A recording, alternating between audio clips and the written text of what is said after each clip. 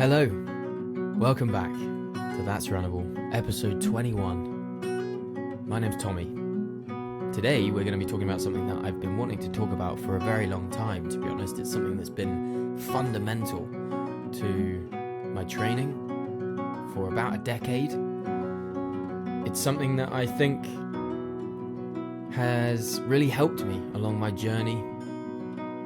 It's helped with my results, but also my enjoyment of the sport and of life in general. So there we go. I've never spoken about it at any sort of length before, so we'll see how this goes. I do have a hard stop, as they say in the corporate world, in 40 minutes, so I do need to leave after recording this. So this won't be a long episode, but we'll see how far we get into what I have prepared, and I hope you enjoy it. If this is your first time listening, thanks for coming, thanks for joining. This is a podcast where we talk about running, but to be honest with you, we talk about things that are a little bit broader than running. We touch on philosophy, I guess you could call it, mindset tips. It's all about training and the benefits you can get from having some sort of training in your life. But someone did message me actually yesterday saying really nice things about the podcast and saying that they're not a runner. I love hearing from non-runners. It's one of my favorite type of person to hear from, because I love that the content I'm making can appeal to people who don't run at all. Anyway, he's a long distance swimmer, and he says that it's very applicable. A lot of what I'm talking about is very applicable to his swimming, which makes a lot of sense, obviously. But also, we talk on this podcast about things related to running, but really, it gets quite deep. It gets quite meaningful. We talk about the deep, meaningful things that running can give us. And yeah, we love improving our performances, getting better at the sport, doing our best, but we also love reflecting on what matters most, and that is what we can gain from having a consistent practice in our lives like this, doing hard things, challenging ourselves, pushing the limits, and trying to kind of refocus and make sure that we are enjoying the process all along. So anyway, if that's a bit of you, then stick with us. I hope you enjoy it. I'm still new to this podcast game, and I'm enjoying it. I'm loving it. There's my intro. If you're wondering why I have red eyes, you can listen to the last episode where I speak about a freediving incident that has caused this red eye issue. I've given up caring, to be honest with you.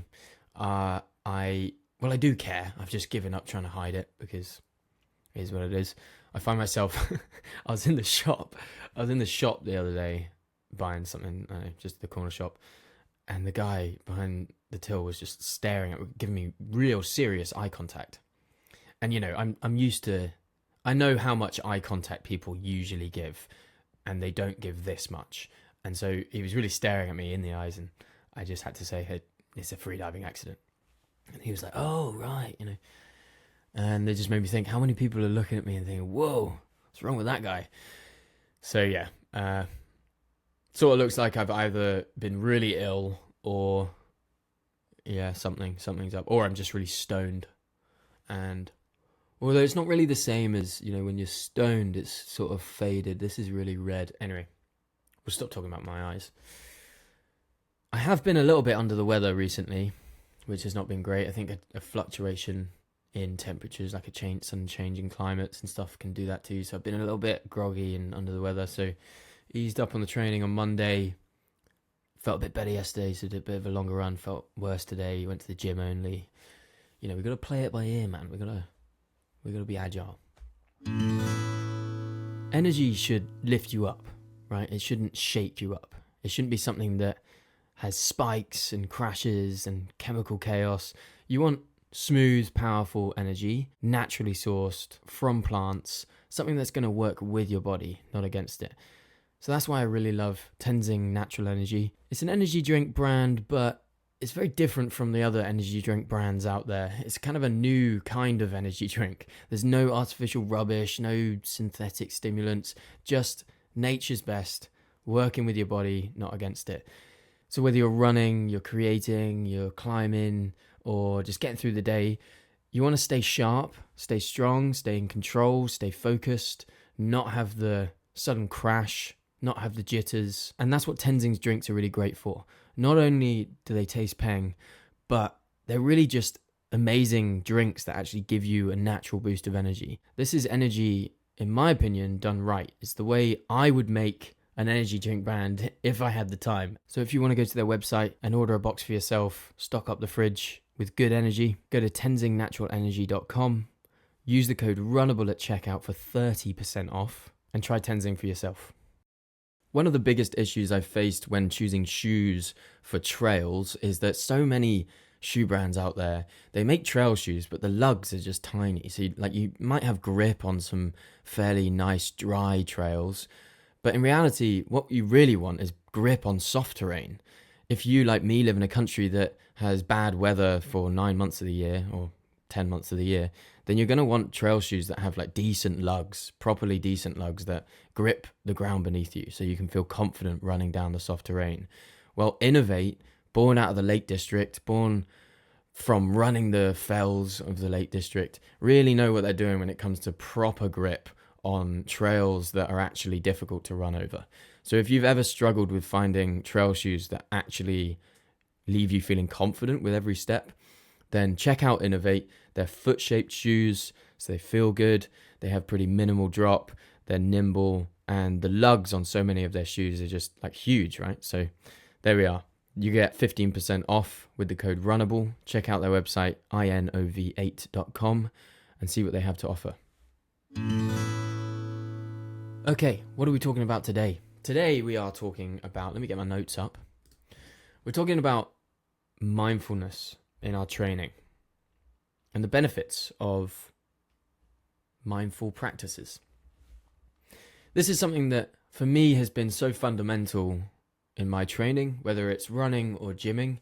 It's just always been naturally something that I have wanted to improve on, to be more present, to be in the moment, to focus acutely on what I'm doing in that moment, to not be lost in and distracted by pace and distance and external stresses, but to be in the moment, enjoy the process, enjoy what you're going through, how it feels, be conscious of what your body is doing.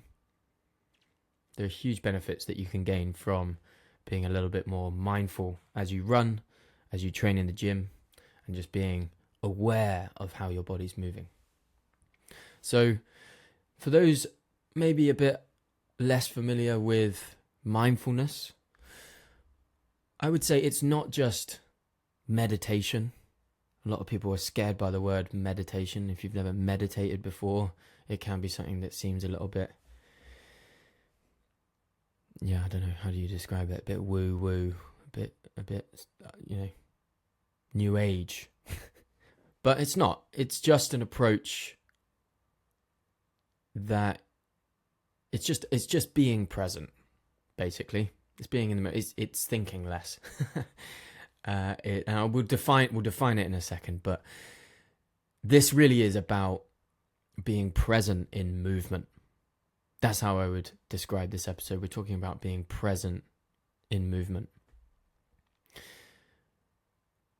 And I want to promise you that if you were to take any of what we talk about today into your training, if you were to take it away and apply it to your training, I really truly believe that mindfulness can enhance your performance, it can prevent injury, and it can deepen your joy for training, for the sport that you do, and for any type of movement really that you're engaging in. So we've got a few things to run through. I've got some notes here. We're going to go through what mindfulness training is, or what is mindfulness in training, why mindfulness matters for athletes, for you're an athlete, practical ways to bring mindfulness into your training, mindfulness in different training scenarios, what that might look like as some kind of examples. And then I want to finish by talking about the mindful mindset, which sort of goes beyond your training, how mindfulness can help you in your daily life. So, let's get started. What is mindfulness in training? Well, it's difficult to define mindfulness. I am no meditation expert. I'm not someone who really knows what they're talking about. I'm not someone who guides people through meditations or has any real understanding of the different meditation practices.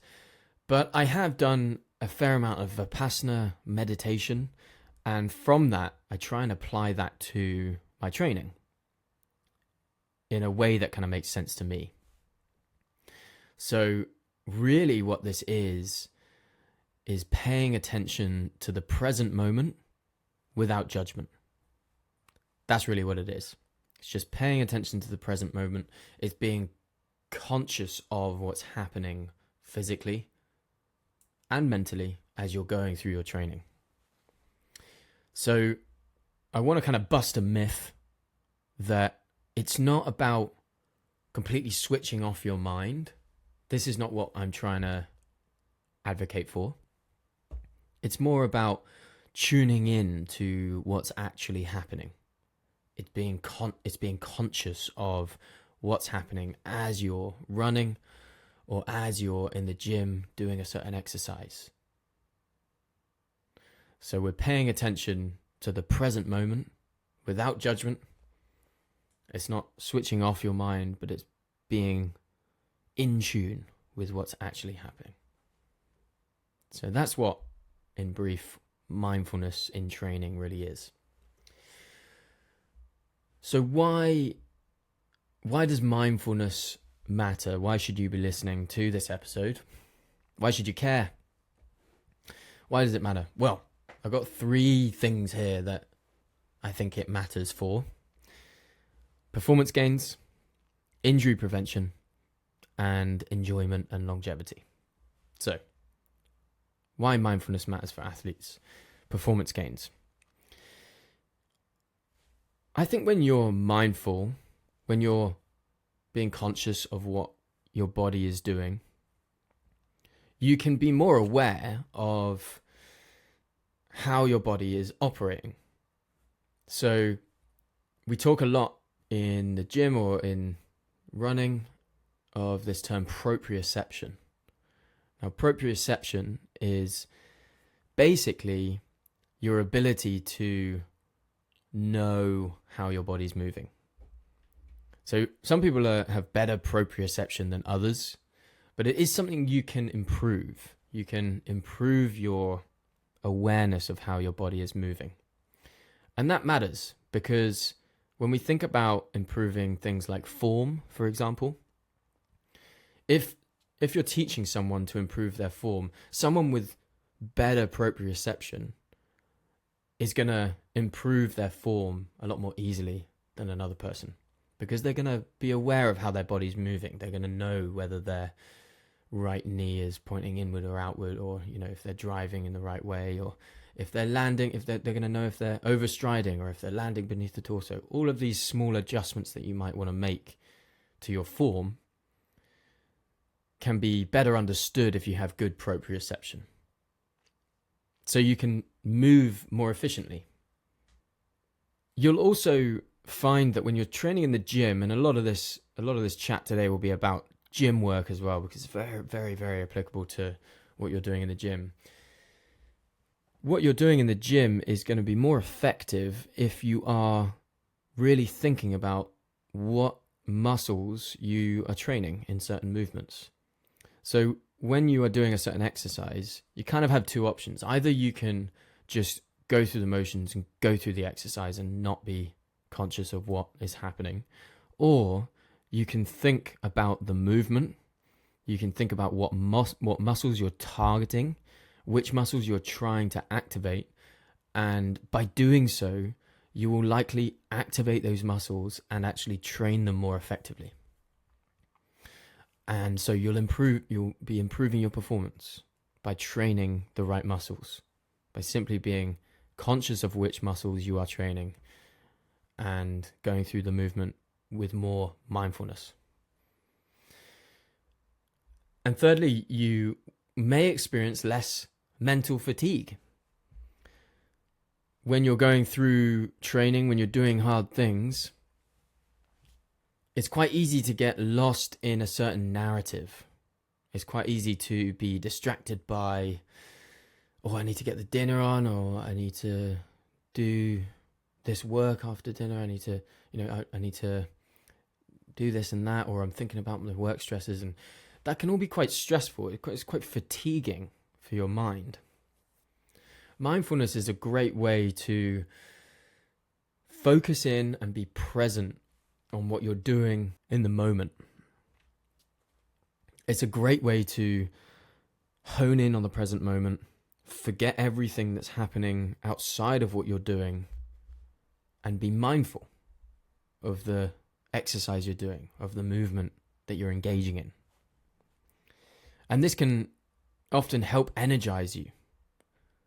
Anyone who practices meditation or tries to practice any sort of mindfulness will tell you that the great benefit they've found as they've formed a habit of doing so is that they're able to be present in their day-to-day life. It's not just when they're practicing meditation. The gap between the experience of their meditation during their meditation and their experience of life shrinks because they're able to come back to the breath, come back to the present moment, be more aware of what they're doing. I'll give you a practical example of this. Someone who might be really struggling, they've got this idea that they're really struggling to get past 15 kilometers.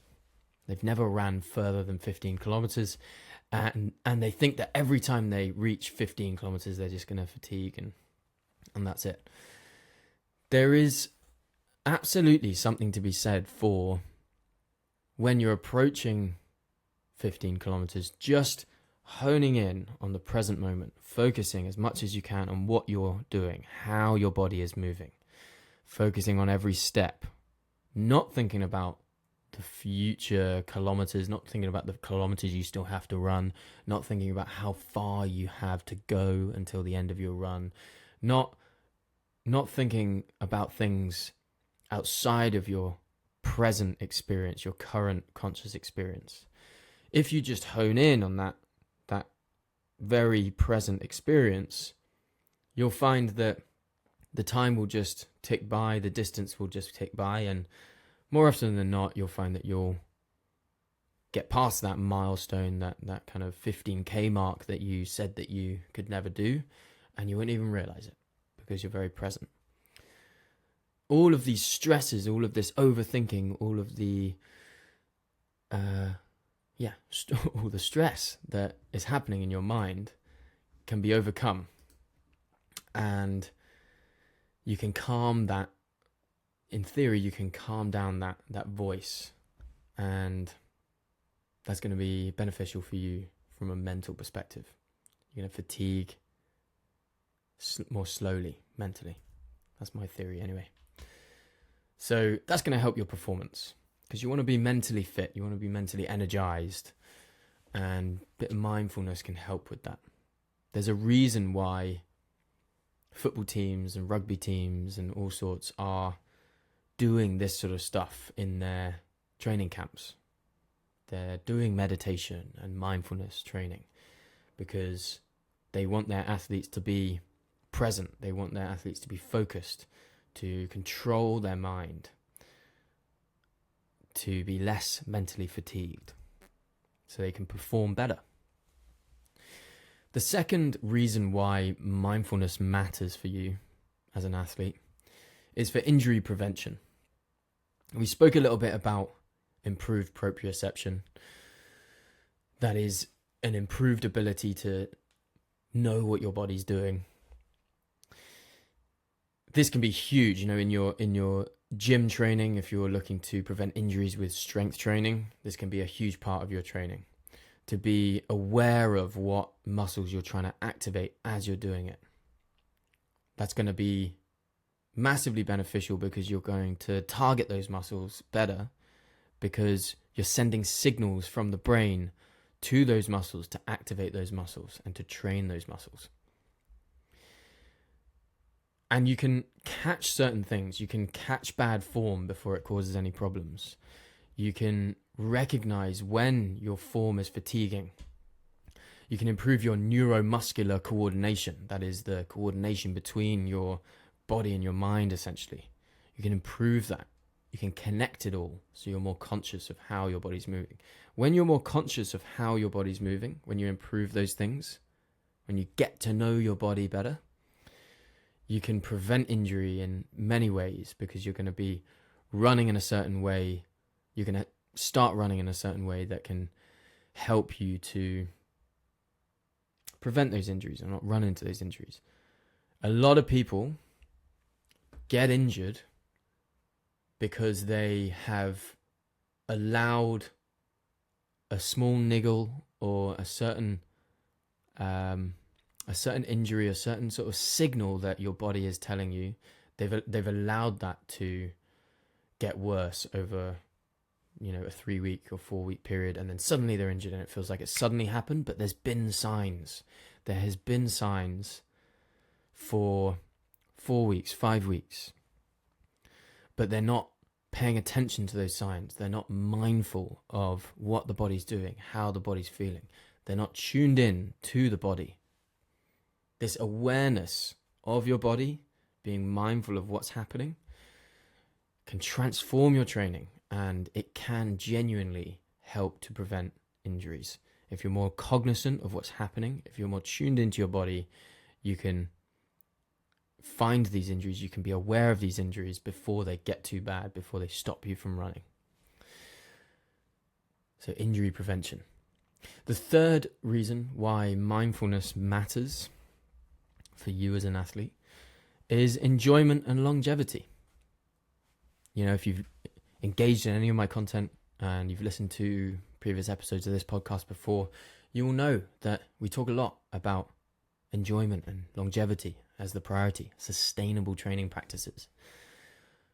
Training becomes, when you're more mindful, training becomes less about chasing numbers and chasing paces and all that sort of stuff, and more about feeling connected to the process. I can tell you just simply from personal experience the transformative power of tuning into how the body feels and being present whilst I'm doing these things.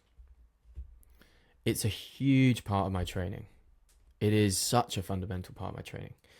My training, personally, is, yes, for performance in some capacity. I'm trying to run further. I'm trying to complete these races that excite me. I'm trying to do these ultras that I think are fun and exciting and challenging and intimidating.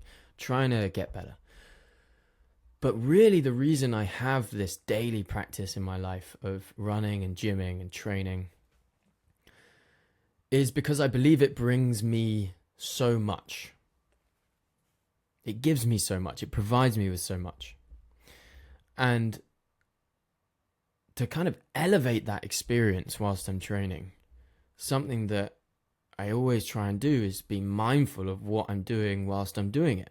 Presence of mind whilst I'm training. If I'm, for example, in the morning, right, I do this routine. I get up, I go make my coffee, and as I'm making my coffee, or usually after I've made my coffee, I'm sipping on it, I will do some push-ups. And whilst I'm doing these push-ups in some capacity, in some way, I try and remain as mindful as I possibly can of what I'm doing whilst I'm doing these press-ups. So maybe I'll get to like the 50th push-up and I'm really struggling. I will just try and hone in to what that feels like. And I always say to myself, we're not here to just get this done. We're not here to just get it done. We're here to experience it. We're here to experience what it feels like to be in that place of discomfort. We're not trying to run away from discomfort. We're not just trying to endure this discomfort and be satisfied when it's over. We want to be mindful of the discomfort. Sit in it. Know what it feels like. Become friends with that discomfort. Don't make discomfort your nemesis or enemy. Be friends with it. Because if you can be friends with discomfort, a whole host of benefits will come from that. So it's more about feeling connected with the process, even when the process isn't naturally enjoyable. It's about being connected with the process when it's uncomfortable, when you don't want to do it, being aware of what it feels like to not want to do it, lean into it. All of this mindful practice improves your relationship with the sport. You become friends with the process, with the discomfort, with the lack of motivation. You become very aware of what's happening. And that can improve your enjoyment of the process. And with enjoyment comes longevity. You can't do anything for a long time if you hate it. Moving on, because we're quickly running out of time. Okay, so that was why mindfulness matters for you, an athlete. Performance gains, injury prevention, and enjoyment and longevity. So I want to next talk about some practical ways to bring mindfulness into your training. So I'm hoping that this can be something that maybe you can do now as you're listening. Maybe you're out for a run or you're in the gym and you can think about this. So the first is practical ways to bring mindfulness into your training. That's what we talked about. Practical ways to bring mindfulness into your training. The first is breath awareness. Breath awareness. Probably the first thing I was ever taught when it came to meditation, Vipassana meditation, was to focus on the breath. You will always be breathing, unless you are intentionally holding your breath. Focusing in on the breath as an anchor is a really helpful way to just hone in on the present moment, to just focus on the sensory experience of the breath. Noticing changes in your effort levels as you train, noticing how your training is affecting your breathing, honing in on your breath. It might be that you want to press pause and you're out for a run, you want to press pause on this and just spend some time focusing just on your breath. And then come back because I've got some more practical tips for you. Okay, the next one is body scanning. Again, this is like a really fundamental part of everything we're talking about, is just being aware of the body. But what a body scan is, and we do this in freediving, like I'm actually a freediver. They do this in freediving. I was doing it a couple weeks ago. Body scanning is a really helpful way to relax the body and just check in with the muscles, check in with your posture, any tension while running. Releasing that tension. You might be really stiff in the shoulders, releasing that tension, being smooth with your running. Doing a body scan as you run or as you train is a really helpful way to be more mindful and to bring mindfulness into your training. Sensory focus. Sensory focus is the next one. So this might be, you've got many senses, 5 or maybe 6, who knows. 5 senses, so you might be focusing on what you're looking at, or the sounds, or the sensations of your movement, or the smells. All of these things are opportunities to be aware, to be mindful of your surroundings, to be present in the moment.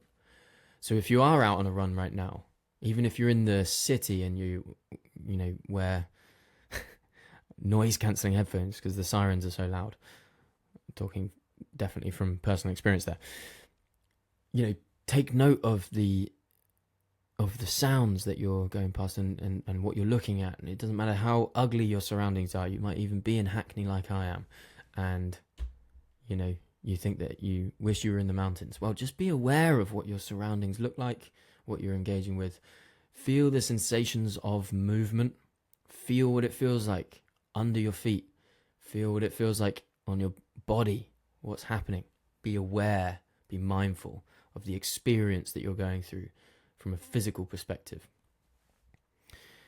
And the last thing I'll say is another practical way to kind of bring mindfulness into your training. Let go of outcomes.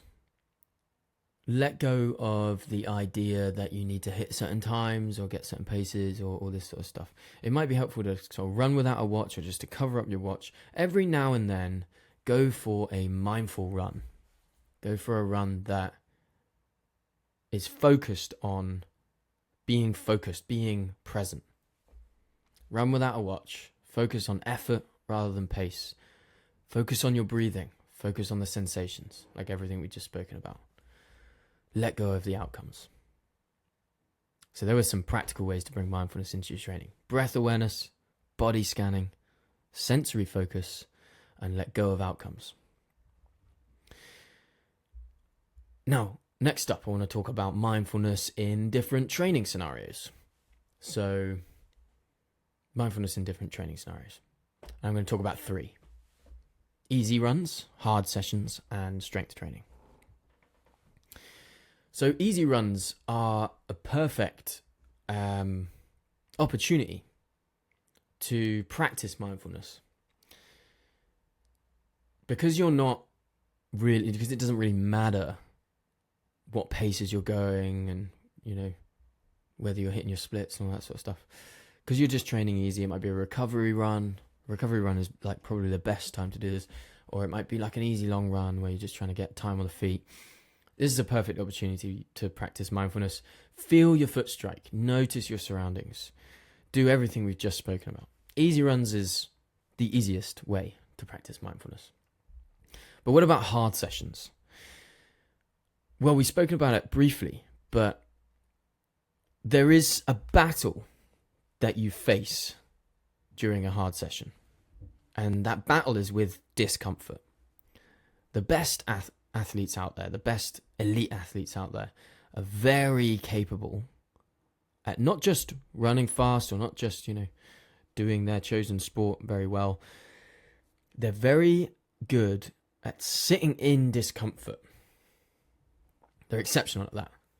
It might be the thing that they're most capable at is sitting in discomfort, is managing discomfort.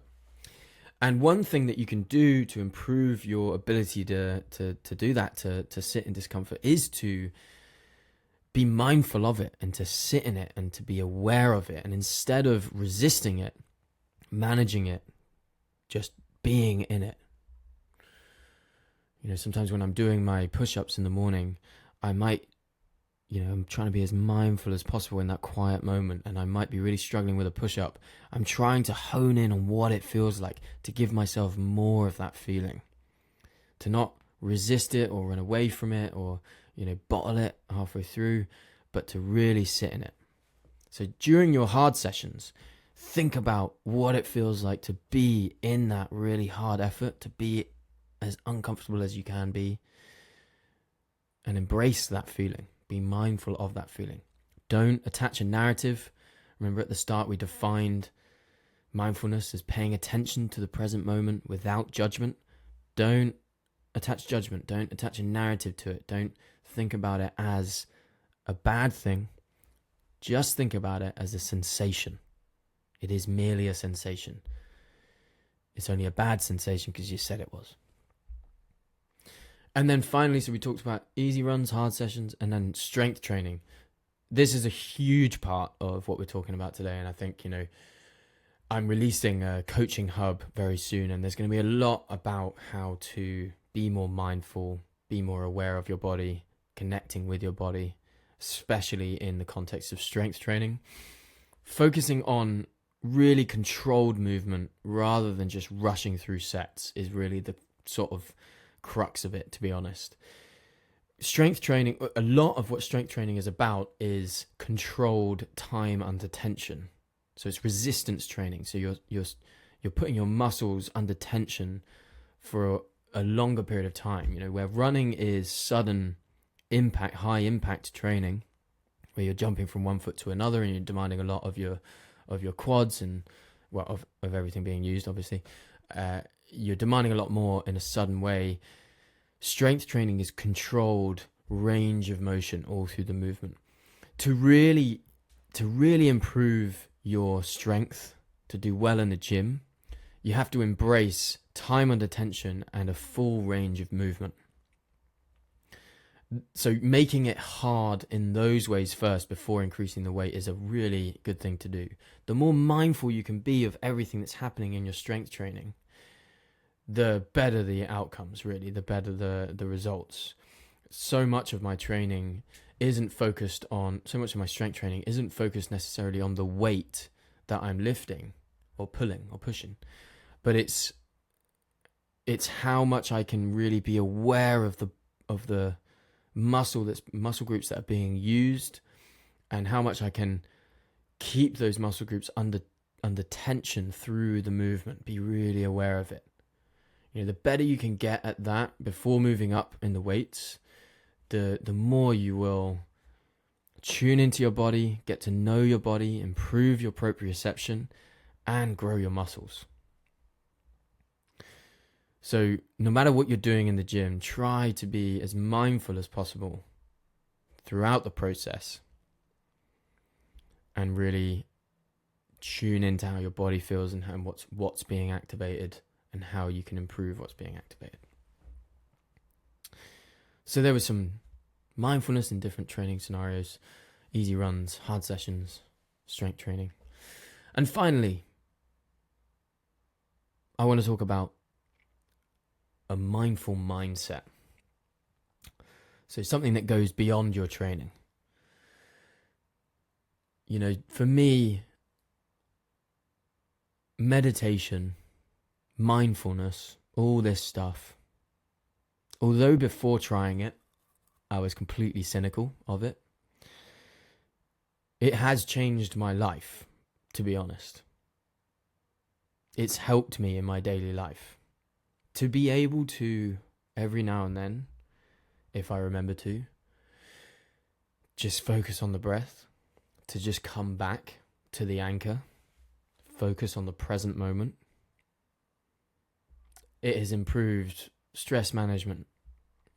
It's improved sleep when I've been struggling with it. And it's improved my mind-body connection, which is just something that I really think is massively fundamental to an athlete's performance. Improving that mind-body connection is a huge thing, and I really think it improves one's life, really, if they have the ability to be aware of their physical self as much as their mental self. They can improve massively their mental well-being. And I just want to link all of this training, everything we've spoken about today, the idea of being more mindful through your training, I want to link that to a broader mindset shift of really learning to enjoy the process, to be present throughout the process, to not attach negative narratives to whatever you're going through, whatever, experiences you're experiencing in your training, to not attach narratives to it, to just be present in that moment and mindful of what you're doing, why you're doing it, how you're doing it. And then the results, well, they can be a byproduct. So we can be chasing these results, but if we forget to be mindful of the process, if we forget to be cognizant of what our body's doing and how it's moving throughout the process, then it doesn't bode well for our enjoyment of the process and the journey. And to be honest with you, all we have is this present moment and the contents of our conscious experience. So, to recap, what is mindful training? Well, we went through a bit of a definition. Paying attention to the present moment without judgment. It's not about switching off, but it's about tuning into what's actually happening. Why does it matter? Performance gains, injury prevention, and enjoyment and longevity. Some practical ways to bring mindfulness into your training: breath awareness, body scanning, sensory focus, letting go of outcomes. And then we spoke about mindfulness in different training scenarios, easy runs, hard sessions, and strength training. And then we finally finished with a bit of a mindful mindset, a bit of a mindset shift. Bring mindfulness into your training, and I promise you, it will leak into the rest of your life. So, I want to finish with a little bit of a CTA, a bit of a call to action, a little challenge maybe. The next time you go to either the gym or on a run, just try one mindfulness technique in your session. It might be breath awareness. It might be sort of honing in on your breath as an anchor and noticing changes in your effort levels. It might be a body scan. It might be when you're out on a run, just scanning your body, recognizing how everything feels, letting go of certain tension in areas of your body. Or it could be like a sensory focus practice. It might be something where you're taking note of the sights and sounds and just being present in that moment whilst you run. Try it out.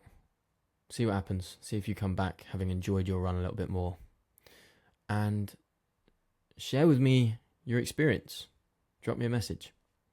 I'd love to hear whether or how this mindful awareness training has potentially improved your experience of it. If you're anything like me, then occasionally you need a good, strong, powerful dose of energy from, let's say, an energy drink of some kind. But you do also care about your health, and you don't want to be picking up these energy drinks and sacrificing your health every time you just want a good dose of energy. Maybe you are going to the gym in the afternoon, you just want to pick up an energy drink and get that hit of energy. Well, I want to put you onto Tenzing. Tenzing Natural Energy make amazing energy drinks. They're kind of reinventing the space, actually. I really see them as a bit of a challenger brand to all these other nasty energy drinks out there that do no good for anyone. They've got a whole host of ingredients that all work together symbiotically in the best way possible. It's all natural ingredients, nothing artificial, and they're just a pleasure to drink. So I'm proud to have them as a sponsor of this podcast. You can get 30% off if you use the code Runnable on their website, tenzingnaturalenergy.com. So if you want to support the podcast and support Tenzing, go get yourself a box from their website and get some good energy in your life. In this kind of winter weather and into the spring, I quite like wearing some warm clothes, but not too warm. So I quite like a gilet, like a thin gilet. Innovate's Performance Hybrid Gilet, both for men and women, is an insulating, breathable, water-resistant gilet. It's really nice. It's like really thin. I usually have like a long sleeve on the bottom and then just a gilet over the top just to keep my body warm. Super nice, and I highly recommend it. If you want to go check it out, see what they've got on offer, especially this gilet that I'm trying to recommend to you. It really is a good one. You get 15% off with the code Runnable, as I've said before. Go check out innovate.com, inov8.com, get your 15% off. And there's loads of stuff on there, loads of stuff on the website. They're obviously amazing with shoes, but they've got loads of kit. And the gilet is currently one of my favorite go-to pieces that I take out on my easy runs. You may have just noticed a slight change visually if you're watching, and that's because I really had to rush off once I had finished recording the main part of this episode, and I wanted to make sure we had some listener questions and to finish off nicely and properly. So it is the next day currently, and I wanted to do some listener questions. I didn't have time to finish up yesterday. I went out to see a mate. We did a bit of an ice bath and sauna session, and then I finished up with a bit of work and then went to see some jazz in the evening, which is nice. And didn't have any time. So here we are. Next day. Hope you enjoyed the episode. Hope you enjoyed the topic this week. I have really enjoyed thinking about it and thinking about how I can present it. To be honest with you, it's just something that has always been a really big part of my training, but also has been a great thing for me in my life through my 20s. Just being mindful and just trying to, I guess, kind of just tune into the present moment. I am by no means the best at it. And I would actually say that historically I've been one of the worst at it. But I think it's something like everything that needs practice, and the more you do it, the more you practice sort of coming back to the present moment, coming back to the anchor of the breath and all that sort of stuff. The more you do it, the more habitual it becomes, the more intuitive it becomes, and the more natural it feels. And I really do believe that the more you engage with meditation, mindfulness, all this sort of stuff, the more you can close the gap between what everyday life feels like and what a meditation practice might feel like, for example. So there we are. Okay, let's do some listener questions. I have 4. I'm going to do 4 listener questions today. And we're going to start with Ian. Hi, Tommy. My name's Ian. I'm leaving you a wee voice note from a wee bit further north up in Scotland, but I just wanted to, not really a question as much a statement of gratitude. Back in November, I believe it was the Trail 10K that I did up at Tenchmere. Start of the month, I went over my knee, and up until kind of today, I haven't been able to go as fast, as long as I could. But today was one of those, the first run that I went out without any knee pain, and like the elation and being able just to do it without any pain, without any niggles, was just overwhelming. So I thought I'd leave you a wee voice note and just say thanks. The podcast really made a difference, and a lot of how you talk about reframing the challenge or moving the goals, but keeping the input there has really helped. So thank you very much. Keep up the good work, and I really look forward to seeing what you get up to in the future. Thanks so much, Ian. That's amazing, man. I love hearing those stories. I know exactly how you feel when you have had an injury. You've been through the frustration of dealing with that injury, and then finally you have a run that's pain-free, or is just sort of so much better than what you've experienced for the last few months, and the elation, as you put it, that you feel is next level. And yeah, I appreciate you kind of taking note of some of the reframing. I think one of the things that I always try and advocate for is the idea that if you're a runner, sometimes runners can, or anyone who's doing a sport, if you're stopped from doing that sport due to injury, especially if it's for a long period of time, you can kind of lose an element of your identity in some capacity. That's happened to me before. If I can't run, then I'm not a runner, right? Well, that's wrong. I think that if you can't run because of injury currently, you're still a runner. You're still a runner. And everything you're doing, every action you're taking to get back to a point where you can run again, pain-free, is necessary to get back there. So you're going to the gym as a runner. You're doing your physio as a runner. You're getting on the bike as a runner. You're cross-training as a runner. You're swimming because you're a runner and you want to get better at running, or you want to get back to running. So losing that identity is really tough. But if you just remember that, everything you're doing is for a purpose, and that is to get back to a point where you're running pain-free, you can reframe it, and all the effort you're putting in, although it may not be running per se, it is for the same purpose. It is to get back to a point where a stage where you can run again, where you're pain-free. And so I think, that's part of the sort of reframing that Ian there is referring to. Nice, Ian. I'm genuinely very happy for you, man. I really appreciate what it might have felt like to have like months and months of pain. So, hell yeah. Okay, next question, Lucas. Hi, Tommy. That's Lucas from Portugal. First of all, congratulations, man. I've been following you for a long time, and it's incredible to see how far you've gone. Congratulations. My question is regarding ultra trail running. I've been training for marathon, but I'd like to know if I should complete my first road marathon before leading to trail running, or even ultra trail running. I know they're completely two different things, but should I first complete my marathon first before jumping to trail running or not?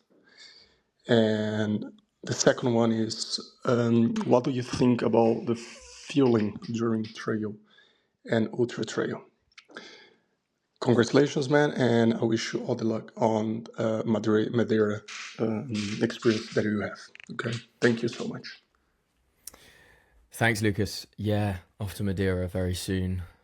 Love it there. What a beautiful place. I've never actually been to anywhere else in Portugal, so yeah, got to get down to. A friend of mine loves Lisbon, so I need to get down to Lisbon. Many people do. Anyway, I digress. Lucas, do you need to run a road marathon before you enter like trail races or ultra trail races? Absolutely not. Like no, you don't need to. You can have never been a road runner and get into trail running and do that. You can kind of do it however you want. I also don't think you need to have done a marathon before you do an ultra. There are plenty of ultras out there that you can go and have a crack at. And the thing is about all of these races is trail running is very different from road running quite often, because a lot of road races, there are obviously some road races that are far more hilly, but most road races are relatively flat. The training is going to be a bit more clinical. The splits on the day are going to be a bit more clinically executed. And, if you're running a road marathon, let's say you go to a major city road marathon, and, unless the weather is horrific and all that sort of stuff, you can pretty much clinically, if you've done everything right, just sort of execute very, clinically. I don't know what another word would be for it. you just execute really well, sort of split after split, kilometer after kilometer. And that's great. Some people love that kind of that training, that type of race and all that sort of stuff. When it comes to trail running, it's slightly different. You'd approach it very differently. It's far more hilly, far more technical. So you're going to take every section of the trail very differently. You're going to sort of approach it very differently. It's where the phrase "run the runnable" comes from. It is to run the runnable sections of the trail race, of the ultra race. There will be some sections that are just simply not runnable because of the terrain. Even the pros won't be running it. It's not because they're physically incapable of running it. Like, it's not because they're unfit, so they can't run it. It's because it's a section of the trail that you have to climb over or something like that. So what I'm trying to say is trail running is a very different sport, but with a very different approach. And the same with ultra running. You might take on your first ultra and you're just going to hike all the uphills and preserve before the last sort of 25% of the race.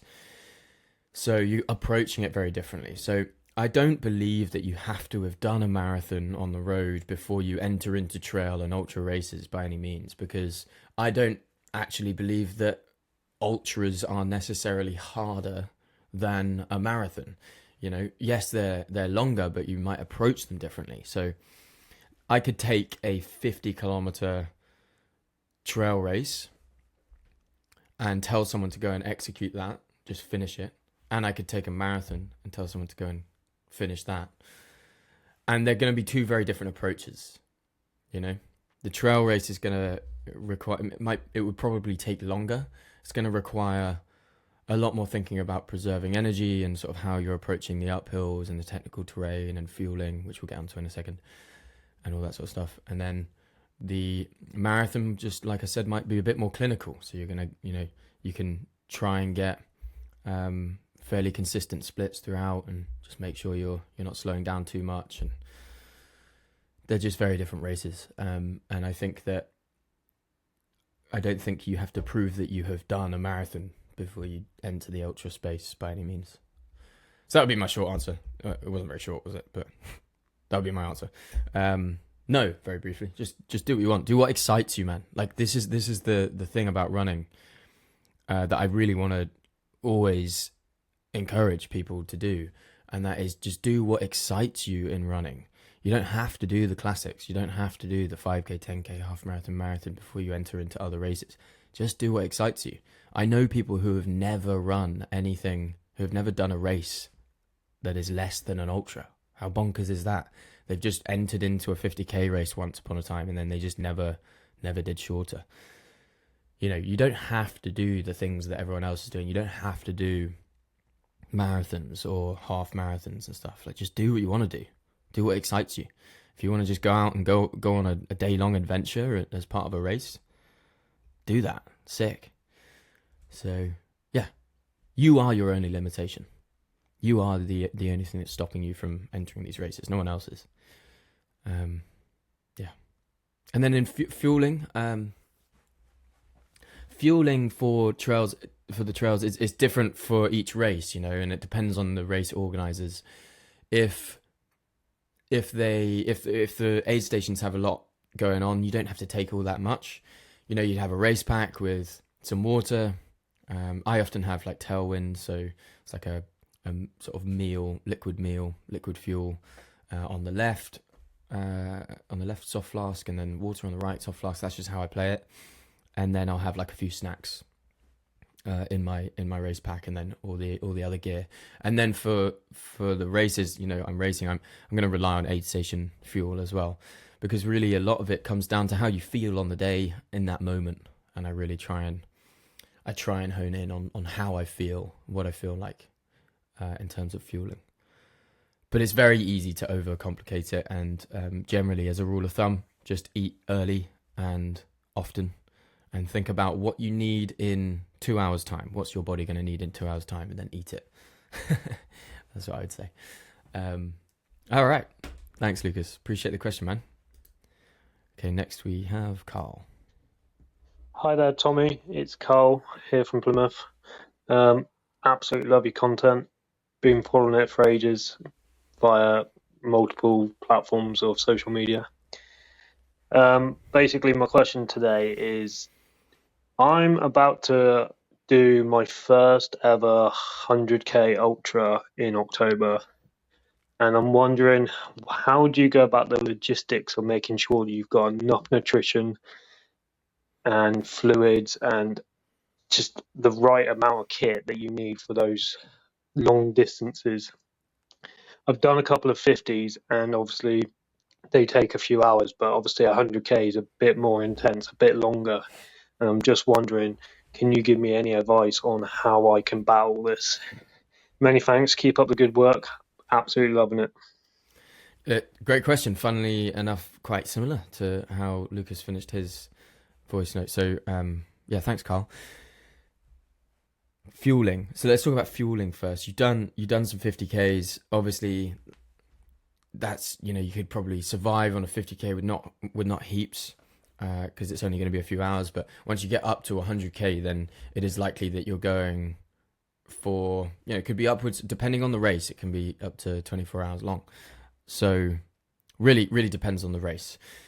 And it does depend on the race, not only because of the, the terrain and how difficult the race itself is. If there's a lot of elevation, then it's going to take you longer, so you're going to need a lot more fuel. But also, whether the race is quite sophisticated, if the aid stations are well equipped with fuel and that sort of stuff. So it does depend on the race. Read the race pack before you get too panicked about things. It might be that the race is really well equipped. I've been to 100k races, and although they've had like a minimum kit list, you see someone hardly carrying anything because they're just really relying on aid stations, and they're not carrying all that much.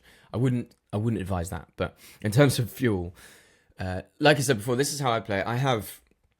I basically, there will be minimums with the race. So a lot of races will have like, you have to carry 1.5 liters of water, or have at least enough space for 1.5 liters of water. Or they'll have like, you need certain kit. You have to have that kit. A lot of UTMB races have a minimum kit list. So just look out for what the minimum kit list might be. Even if a race doesn't have a minimum kit list, they might have like a recommended kit list. There are all sorts of pages online that you can find like minimum kit lists and stuff like that. So just have a look at that. It also depends if you're going through the night. If you're going through the night, it's going to be very different. But in terms of fueling, what I would say is, like, this is what I do. I have tailwind on my left, and then water on my right. So I just would always have like some sort of mix. And if it's not tailwind, it'll be some sort of electrolyte mix or something like that. Just my left side is not just water. My right side is just water. I just always have it like that, and it's become kind of just almost like an intuitive like knowledge now. I just know that if I'm sipping from the left, it's going to be some sort of electrolyte or liquid fuel. So I do it like that. And then I'll have like spare Tailwind in my bag. So every time I run out, I can just fill it back up and, there we go. And then I'll have some bars, some nice bars. So there's all sorts of bars depending on the country you're from. I might have like Trek bars, or I might have, even I'll just try and find some local in the local supermarket wherever I am. I'll just try and find these, protein bars or just like snack bars and that sort of stuff. Always just looking for sort of carby food to keep me going. That's generally what I would carry. And then I have like sweets, and so I usually have some vegan sweets from somewhere, and then I have some nuts and that sort of stuff. So I am generally like keeping it pretty simple with the food that I'm taking with me. I just want snackable stuff. And then I will rely on the aid stations, and I'll have fruit from the aid stations or whatever they're providing, crisps and all that sort of stuff. Because a lot of the fueling side of things, I've learned, you can prepare and think, oh, I need to get this many calories and this many carbs and this much protein and all this sort of stuff. For me personally, I have found that leaving it to be as intuitive as possible has been really helpful, because I've had experiences before where I know that in theory my body needs this amount of carbs or just needs fuel, and my body's just reacting not very well to it. Or I'll look at the bar that I've bought, this like dense flapjack thing or whatever it is, and I just can't face eating it, and I'll take a bite and it'll make me feel sick. So I do try and think about what I actually want in the moment. So if I'm looking at the aid station table and I see two things, let's say I see a packet of salt and vinegar crisps, and then I see some oranges, and I just really desperately want the pack of salt and vinegar crisps, and for whatever reason, the oranges just they don't seem appetizing to me. I think that's my body telling me what I need in that moment. I might need some salt. I might, I know what my body needs, and I might need some kind of carby salt or something like that. I don't know. Maybe that's a bad example, but you get what I mean. Go with what you feel like. And then, like, the general rule, the first thing that came to mind when you were talking, Carl, was when I started doing ultras, I like seriously overthought the kit. I really overthought it. So I overpacked, and then I hardly used anything from the kit. And it's good to have it there. It's definitely good to have it there. It's important to definitely have the kit that, like, for safety reasons, it's important to have all the kit. But the more you pack, the more you overthink and like overpack, the more stuff you're going to carry. And at the end of the day, we're just running, we're using energy. As long as you're fueling up and you're staying warm, you're okay. So check the kit list, don't overthink it. Get some a long sleeve top, long sleeve short trousers, and some gloves, depending on where you are. It depends where you are and how intense the weather's going to be and all that sort of stuff. And then fuel, keep it quite simple. Make sure you practice until October. You should be doing quite a lot of practicing with fueling on your long runs and all that sort of stuff. So try out maybe some Tailwind or whatever, and experiment as you go. You're not going to get it right the first time you do a 100. So yeah, don't overthink it. Don't overpack. Look at the kit list. What else can I say? Yeah, and then think intuitively. Rely on the aid stations. Have a read of the race pack, and see what they're providing at the aid stations. And then if you can get crew, like if you can get someone to support you throughout the race, they can obviously bring you stuff you need, or you can say to them, "Hey, at the next aid station, I'm going to need this," and then they get it for you. But yeah, I think, and in terms of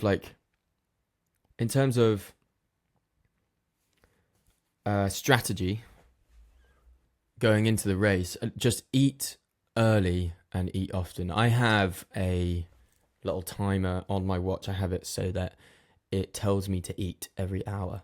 So on my trail running setting, if I go on a trail run and I'm out for an hour, it will ping and say nutrition. So it's telling me to eat every hour. And so on my races now, even if I don't feel like eating, an hour into my race, I will eat something. I will eat like a bar. I'll eat a flapjack or whatever I've got. And then the next hour I will eat again. Because you want to prevent feeling really hungry. You don't want to get to a point where you're hungry. You want to feed yourself before you get hungry. So little and often, eat early, and you should be all right, I reckon. All right, I hope that's satisfactory. We can do obviously more content on fueling and go into more depth. But last question we have is from Gemma. Hi. Hopefully I've not recorded this twice, because one of them stopped working. My question / topic is, I live in the Pennines and I've been watching runners of the Spine race come over Crossfell all yesterday and the day before, and I just think it's one of the most incredible things, feats, races, events there is. It's like I struggle to wrap my head around how you do it, but it must feel so like grounding and primal and amazing. Like, I can't really think that there was probably a better feeling than finishing that. I was wondering if you'd thought about it, if you'd ever considered it or know much about it, or I just thought it'd be interesting to talk about. I'd love to hear your thoughts. So yeah, I just think it's mad. The entire length of the Pennine Way. Yeah, absolutely mad. It is. The Spine race, for those who don't know, is a race here in the UK, in England, and it is the entire length, as Gemma put it, of the Pennine Way, which is a very famous very famous path, and I think it's 250 miles. It could even be longer than that. I should check. Let me check.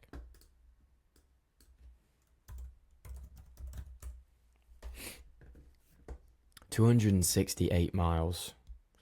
Wow. Yeah, it finishes in Scotland. Right. It is nuts. Have I ever thought of it? Have I ever thought of doing it? I haven't really. Like, I'm just not at the level yet that I can do these 200 mile, 250 mile, 268 mile races in one push.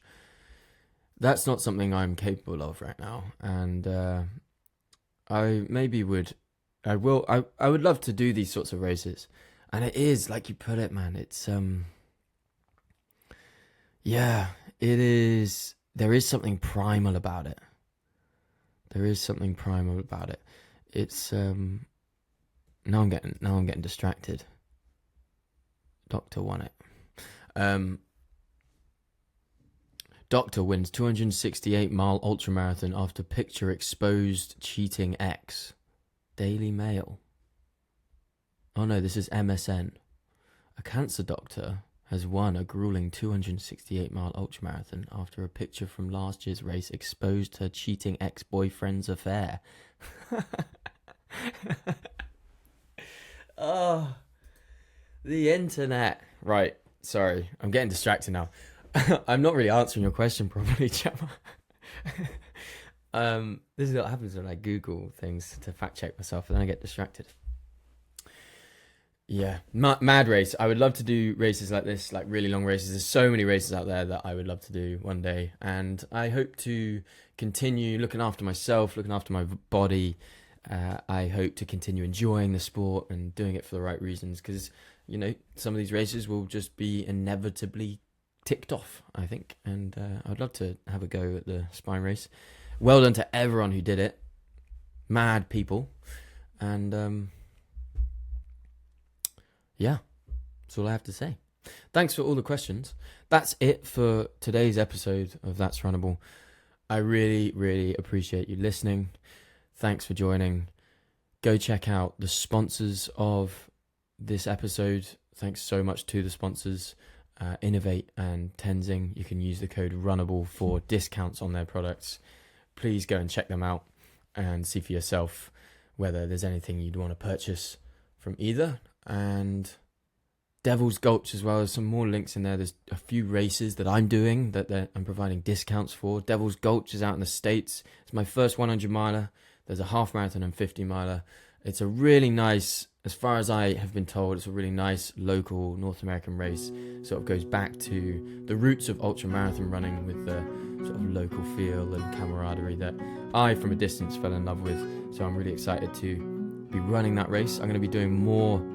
There'll be a future episode exactly on how I'm preparing for my first 100 miler, how I'm thinking about it.